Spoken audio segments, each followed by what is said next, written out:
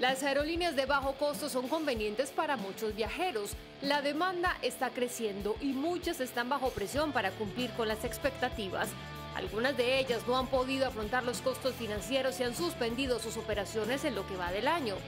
¿Qué está sucediendo con las aerolíneas de bajo costo en el mundo y por qué dos en Latinoamérica han suspendido operaciones? Lo discutimos. Y además con una afectación importantísima en miles de pasajeros. Lo vamos a discutir con René Armas, él es vicepresidente de JetLink International. René, gracias por estar con nosotros. Bienvenido a CNN Dinero. Muchas gracias por la oportunidad, Jennifer. Mire, y es que estamos preocupados porque comenzamos con Viva Air, que cerró sus operaciones el 27 de febrero, casi que sin decir nada, de un día para otro, cerró incluso su página web, la gente quedó en el aire literalmente sin saber qué hacer. Un mes después tenemos la misma historia, pero con Ultra Air. ¿Qué es lo que está pasando? Porque las dos fueron en Colombia, además. Correcto. Mira, primero que nada me gustaría poner este tema en contexto. Debemos recordar que la salida de las aerolíneas con problemas financieros y o la adquisición de una aerolínea por parte de un competidor es una situación que ocurre en este negocio. ¿Por qué? Porque el negocio es intenso en capital, tiene estacionalidad marcada y tiene altos costos operacionales, incluyendo el precio del combustible que está estrechamente relacionado con la rentabilidad del negocio. Segundo, en el caso específico de Colombia, este efecto de consolidación de mercado que estamos viendo y que está ocurriendo actualmente ha estado marcado por otros factores, incluyendo preocupaciones macroeconómicas que se han visto claves en el sector. Esto ha impactado la demanda y ha impactado la generación de ingresos de las aerolíneas. Por ejemplo, la aceleración de la inflación. Y por ende, tenemos otro factor que tiene las fuertes devaluaciones de las monedas que hemos visto en el 2022. Tenemos Argentina, Chile y Colombia que han tenido los tres países con las mayores fuertes devaluaciones en el 2022, aparte de Venezuela. Por otro lado, en nuestra región, entre el 50 y 60% de los gastos de las aerolíneas están sujetos al cambio monetario. ¿Y qué implica esto? Que estamos hablando, por ejemplo, del arrendamiento de los aviones, el precio del combustible del avión ajustado a la moneda nacional y el entrenamiento de los pilotos. Ahora, otro punto importante que tenemos que ver es, como tercero, es el aumento en las tasas de los intereses que ha afectado tanto a las aerolíneas en sus procesos de refinanciamiento y en la búsqueda de capital, así como a los consumidores en cuanto a altas tasas de interés. Por cuarto, el sector en Colombia también se ha visto afectado por una alta carga impositiva, que es un tema que sucede en nuestra región, siendo en promedio un tercio el monto del total del valor del boleto que se atribuye a impuestos.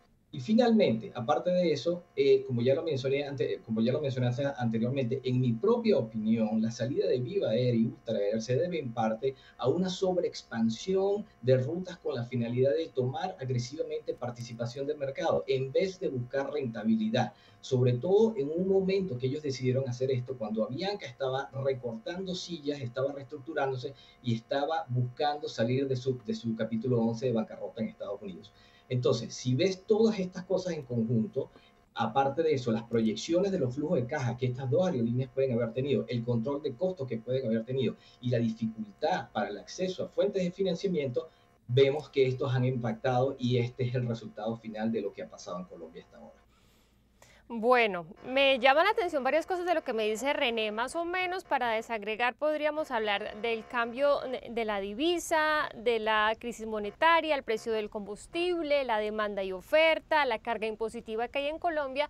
Pero me llama más la atención lo primero que me respondió, porque comenzó por ahí, es que usted me dice, mire, la adquisición por parte de empresas de otras aerolíneas es algo normal en este negocio. Y ahí va mi pregunta y también preocupación de muchos. ¿Esto no puede dar también pie a un monopolio? Porque sabemos que Avianca es la aerolínea más importante de Colombia, la que más mercado tiene, y que si se une con Viva Air, pues por supuesto va a tener más o menos casi el 60% del mercado colombiano, lo que por supuesto, no sé yo si eso le va a favorecer mucho a los consumidores, a los viajeros.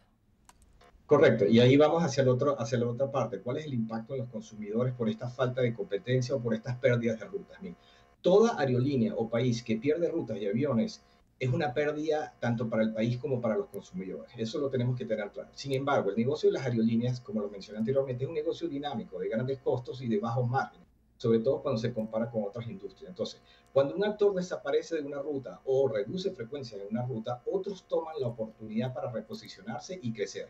Y eso mismo es lo que va a pasar en Colombia debido a la salida de estas aerolíneas de bajo costo y el proceso de integración con Avianca. Ahora, El impacto inicial puede estar marcado por una reducción inicial en la oferta de asientos, lo que implicaría obviamente una menor oferta de asientos versus la demanda actual y por ende un precio más elevado en los precios de los boletos.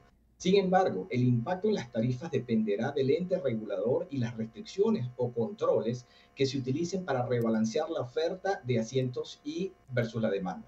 Lo importante aquí para el ente regulador, y esto debemos entenderlo, es entender y comparar la oferta de los asientos antes y después de la salida de las integraciones de las aerolíneas o la salida de Ultra Air y cómo afectó esto o no al servicio en las rutas. Además, cuál fue el impacto en las tarifas antes y después de la salida de estas aerolíneas y cómo la entrada de nuevas aerolíneas o de nuevas ofertas de asientos, aumentos de ofertas de asientos de la competencia reducen o no estas tarifas. Con esa base, el ente regulador podría tomar decisiones acordes, por ejemplo, con respecto a la oferta de asientos, que ayuden a estimular al sector e incluso incentivos económicos y fiscales que motiven y faciliten la entrada de nuevas aerolíneas o aviones con la finalidad de continuar dinamizando el mercado, la competencia y el número total de aeronaves y actores. Y por último, te quiero comentar algo que es muy importante y mucha gente parece que no lo conoce, sobre todo la gente fuera del sector. Finalmente, recordemos que Colombia, luego de Brasil, en Sudamérica es el segundo mercado de mayor importancia en cuanto al tráfico de pasajeros y en cuanto al potencial de crecimiento,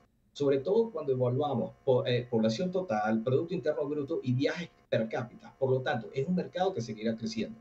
En este sentido, observo que hay oportunidades importantes en la recalibración del mercado que está viendo actualmente para LATAM Airlines, para EasyFly, para Satena y para Copa y su subsidiaria de bajo costo que se llama Wingo, sobre todo en una primera fase, y en una segunda fase vendrá JetSmart y vendrán otros competidores.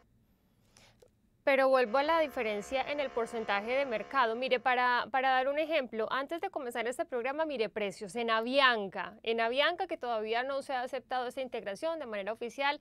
Mire un vuelo Bogotá-Cartagena, o sea, un vuelo doméstico, $300, que en Colombia sería más o menos 1.400.000 pesos, $300. Y en Wingo, mire, un Panamá, un vuelo internacional a Bogotá, a Cartagena, perdón, al mismo destino, y miraba y daba $216. Es decir, volar dentro de Colombia con tan pocas opciones o con una aerolínea que tiene el mayor mercado está siendo casi imposible para muchas personas. Correcto, sí va a haber un impacto, como comenté, entre la oferta y la demanda inicialmente. Acuérdense también que LATAM Airlines ha dicho que va a incorporar 5 aviones y obviamente uno de los temas que se está viendo es los derechos de aterrizajes y despegues en aeropuertos claves como El Dorado, como en Medellín. Entonces, de nuevo, el ente regulador, si bien el mercado va a tender a esa subida de boletos por la falta de competidores y por la reducción de asientos en los mercados, lo que realmente tiene que hacer el ente regulador es evaluar esas tarifas antes y después de que estos actores entraron y salieron y cómo ellos pueden ayudar a dinamizar el mercado y a colocar controles de manera de que haya una nueva recalibración de la oferta de la demanda versus de la oferta de asientos versus la demanda. Entonces, el ente regulador tiene un papel muy importante que jugar en esto para evitar presiones monopolísticas y ayudar a que los consumidores puedan continuar viajando y que pueda seguir creciendo el negocio de low cost, que es muy importante a nivel mundial en Colombia.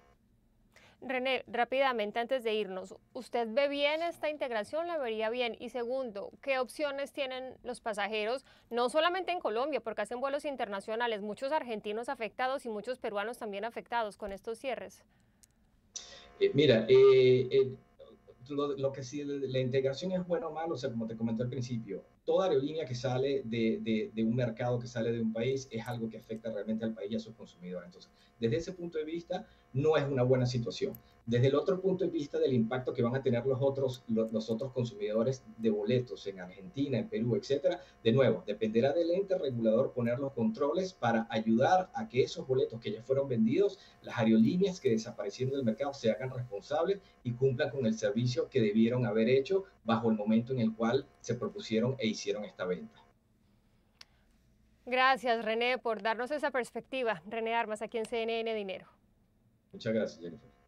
Hasta